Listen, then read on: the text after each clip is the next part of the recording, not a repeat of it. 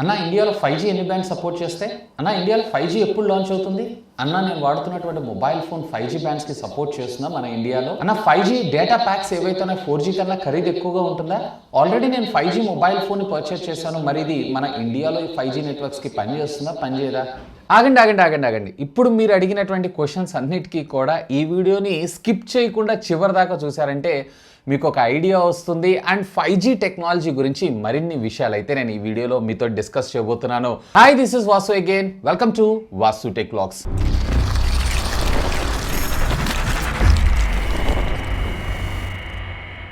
So friends, మనందరం already వినున్నాం 5G spectrum auction అయితే complete అయిపోయింది. యాక్చువల్గా ఆగస్టు 14 తారీఖు దాకా ఇదైతే జరగాల్సింది. బట్ ఎర్లియర్గా 4 రోజుల్లో ఓవరాల్గా వీళ్ళు క్లోజ్ చేయడం జరిగింది. సుమారుగా 72 GHz ఆఫ్ 5G స్పెక్ట్రమ్ అయితే అమ్ముడుపోయింది. అప్రాక్సిమేట్లీ 1,50,000 కోట్లకి. ఈ స్పెక్ట్రంలో పాల్గొన్నటువంటి కంపెనీస్ వచ్చేటప్పటికి Jio, Airtel, Vodafone and Adani group కూడా సరికొత్తగా ఇందులో యాడ్ అవటం అయితే జరిగింది. But Adani group of companies ఏవైతున్నాయో మనకి డొమెస్టిక్ యూసేజ్ కి అయితే రాలేదు. వీళ్ళు కంప్లీట్లీ కమర్షియల్ యూసేజ్ కి మాత్రమే వీళ్ళైతే టార్గెట్ చేయడం జరిగింది. అండ్ ఈ వేలం అంతా కూడా సుమారుగా 20 సంవత్సరాల టెన్యూర్ కి అయితే వీళ్ళు ఈ అమౌంట్ అయితే పే చేయాలి. అండ్ ఈ 1,50,000 కోట్లు కూడా ఒకటేసారి గవర్నమెంట్ కి పే చేయాల్సిన అవసరం లేదు. జనరల్ గా మనం ఫోన్ కొన్నప్పుడు ఈఎంఐలో ఎలా అయితే కడుతుంటామో సేమ్ అదే విధంగా గవర్నమెంట్ కి పే చేస్తే సరిపోతుంది. సో ఇది ఆప్షన్ గురించి. ఇక అసలు 5G నెట్వర్కింగ్ టెక్నాలజీ అంటే ఏంటి? So first of all, mobile phone communication వచ్చినప్పుడు మనం ఫోన్ అవతల వాళ్ళతో మాట్లాడితే సరిపోతుంది అనేటువంటి బేసిక్ ప్రిన్సిపల్ మీద మనకి మొబైల్ ఫోన్ అయితే తయారు చేయడం జరిగింది. అఫ్ కోర్స్ ఇది సక్సెస్ అయితే అయింది. దీన్నే మనం ఏంటంటే 1G అంటే జస్ట్ కమ్యూనికేషన్, ఫోన్ కాల్ కోసం డేటాని ట్రాన్స్ఫర్ చేసుకునే వాళ్ళం. ఆ తర్వాత ఈ ఫోన్ కాల్తో పాటు ఇంటర్నెట్ సర్వీసెస్ని కూడా ఎందుకు యూజ్ చేయలేము అన్న ఉద్దేశంతో మన ముందు తీసుకొచ్చిందే 2G. మీకు గుర్తుందా?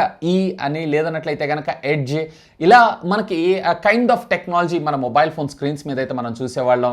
సెల్ ఫోన్ సిగ్నల్ నెట్వర్క్ పేరు పక్కన.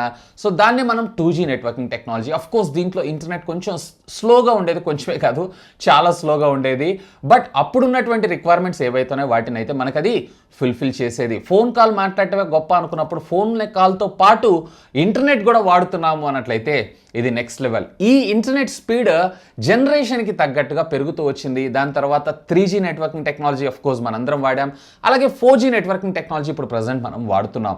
సో అలాగే 5G ఏదైతే ఉందో ఇది మనకి అప్కమింగ్ రాబోతుంది. విత్ ఎ కపుల్ ఆఫ్ మంత్స్లో 100% ఇది మన ఇండియాలో స్టార్ట్ అయ్యేటువంటి అవకాశం కూడా ఉంది. ఎందుకంటే ఆప్షన్ కూడా కంప్లీట్ అయిపోయింది కాబట్టి. బేసికల్లీ 5G నెట్వర్కింగ్ టెక్నాలజీ వల్ల మనకు వచ్చినటువంటి లాభం ఏంటి అంటే, ఏదైతే మీరు 4G ఇంటర్నెట్ సర్వీసెస్ని వాడుతున్నారో దానికి 100 రెట్లు వేగంగా, అంటే ఇప్పుడు ఫర్ ఎగ్జాంపుల్ మీకు వచ్చేటప్పటికే ఒక 50 Mbps స్పీడ్ వస్తుంది అనుకోండి 4G నెట్వర్కింగ్ టెక్నాలజీలో, వేరే ఇక్కడ వచ్చేటప్పటికే 500 Mbps, లేదన్నట్లయితే ఇక్కడ 100 Mbps స్పీడ్ వస్తుంది అన్నట్లయితే ఇక్కడ మీకు అప్ టు 1.2 Gbps ద్వారా మీరు వైర్లెస్లో డేటాను అయితే ట్రాన్స్ఫర్ చేసుకోవచ్చు. అమేజింగ్ కదా?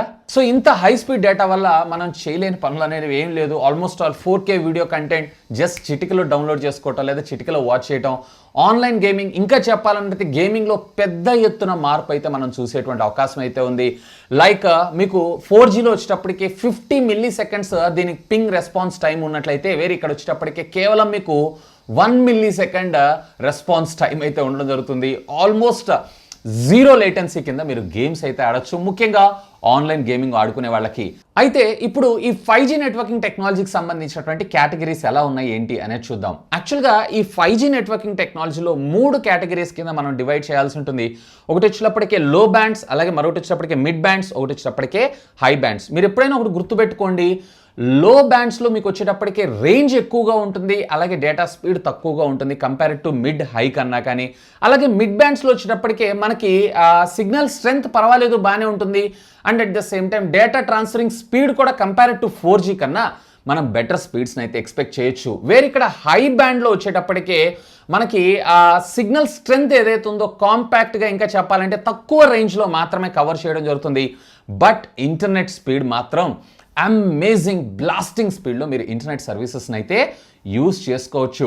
ఇక్కడ మీరు గమనించాల్సినటువంటి పాయింట్ ఏంటి అంటే, ఏదైతే ఫ్రీక్వెన్సీ పెరుగుతుందో అక్కడ డేటా ట్రాన్స్ఫరింగ్ స్పీడ్ కూడా చాలా ఫాస్ట్గా వస్తుంది. బట్ దాని యొక్క కవరేజ్ ఏదైతే ఉందో చాలా తక్కువగా మనకు రావటం అయితే జరుగుతుంది. ఏదైతే ఫ్రీక్వెన్సీ మనకి తగ్గుతుందో అక్కడ మనకి వైడర్ రేంజ్ ఆఫ్ కవరేజ్ వస్తుంది, కానీ ఇంటర్నెట్ స్పీడ్ దగ్గర మాత్రం మనం కాంప్రమైజ్ అవ్వాల్సి ఉంటుంది. సింపుల్గా చెప్పాలన్నట్లయితే ఇప్పుడు మీరు వైఫై రౌటర్స్ వాడుతున్నారు, 2.4 GHz రేంజ్ ఎక్కువ వస్తుంది, బట్ ఇంటర్నెట్ స్పీడ్ తక్కువగా ఉంటుంది.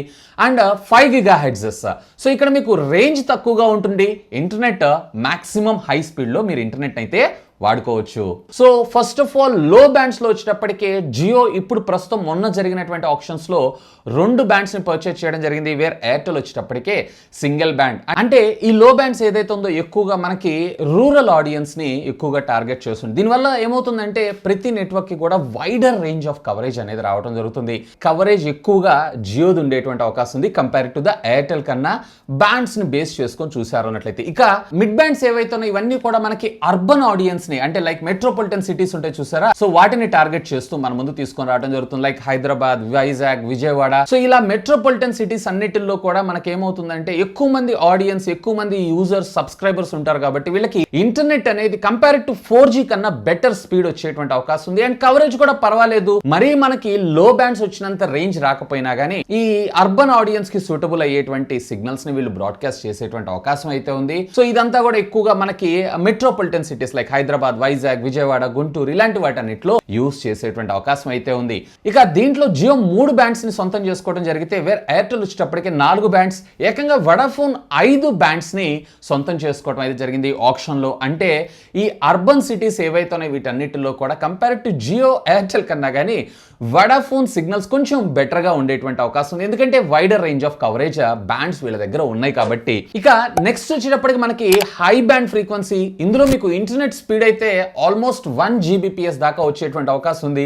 ఒక్కసారి ఊహించండి 1 Gbps అంటే ఎంత స్పీడ్ ఉంటుందో.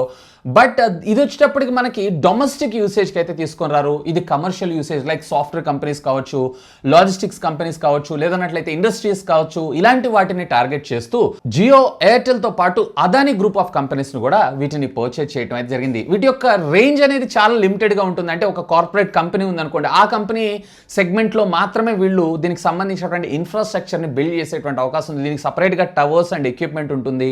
అండ్ ఇక్కడ ఇంటర్నెట్ కూడా చాలా హై స్పీడ్ గా మనకు రావడం జరుగుతూ ఉంటుంది. సో దీంట్లో ఇంటర్నెట్ స్పీడ్ అనేది బీభత్సంగా ఉంటుంది, కానీ మనం వీటిని అయితే యూజ్ చేయలేం. ఇన్ఫాక్ట్ ఈ బ్యాండ్ ఏదైతే ఉందో మనం వాడేటువంటి మొబైల్ ఫోన్ లో ఇప్పటిదాకా ప్రపంచంలో తయారైనటువంటి మొబైల్ ఫోన్ లో కావచ్చు, తయారవబోయేటువంటి మొబైల్ ఫోన్ లో కావచ్చు, ఈ బ్యాండ్ అనేది ఉండదు. సో ఓవరాల్ గా మన ఇండియాలో ఈవెన్ లో బ్యాండ్స్ కావచ్చు లేదా మిడ్ బ్యాండ్స్ కావచ్చు, వీటన్నిటిని కలిపి 8 బ్యాండ్ల ఆఫ్ 5G నెట్వర్కింగ్ బ్యాండ్స్ ని మన ఇండియాలోకి తీసుకొని రావడం అయితే జరిగింది. దీనిలో మీరు చూసారంటే N28, N5, N8 ఈ 3 కూడా మనకి లో బ్యాండ్స్ కింద, అలాగే మిడ్ బ్యాండ్స్ కింద N3, 1, 41, 78 అండ్ 77.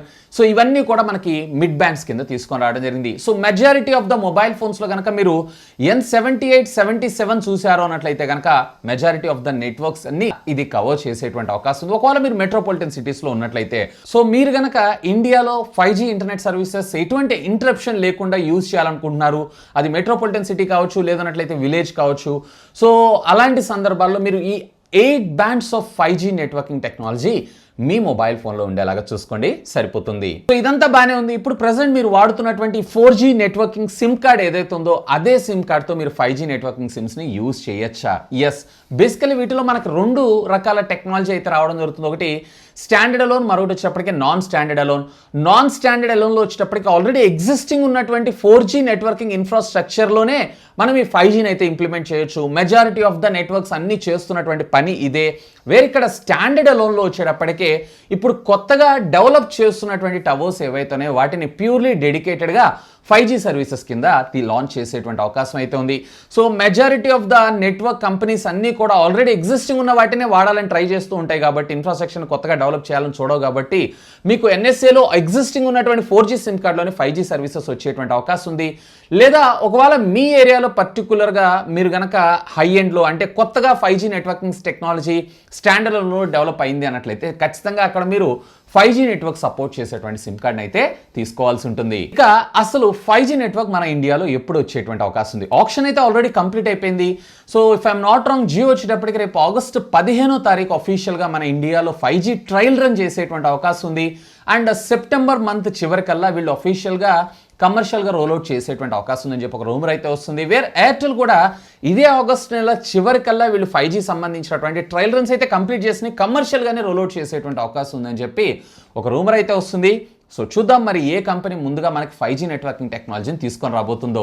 ఇక 5G ఇంటర్నెట్ సర్వీసెస్ యొక్క ప్రైజింగ్ ఎంత ఉండేటువంటి అవకాశం ఇప్పుడు ఉన్నటువంటి ఎగ్జిస్టింగ్ 4G ప్రైజింగ్లోనే ఉండే అవకాశం ఉందా అని అంటే, సో నేను ఇందాక మీకు చెప్పినట్లు లో బ్యాండ్స్ ఏవైతే ఉన్నాయో వాటిల్లో పెద్దగా మీకు వేరియేషన్ అయితే వచ్చేటువంటి అవకాశం లేదు. Mostly if I'm not wrong 20 to 30% hike అయ్యేటువంటి అవకాశం ఉంది. అంటే ₹200 మీరు చెల్లించాల్సిన దగ్గర $280 లేదా $300 దాకా చెల్లించాల్సి ఉంటుంది. వేరిక్కడ మనకి మిడ్ ఫ్రీక్వెన్సీస్ ఏవైతే ఉన్నాయో వీటిల్లో మనకి ఎక్కువగా ఛార్జ్ చేసేటువంటి అవకాశం ఉంది. Almost all 80 to 100% price hike అయ్యేటువంటి అవకాశం ఉంది.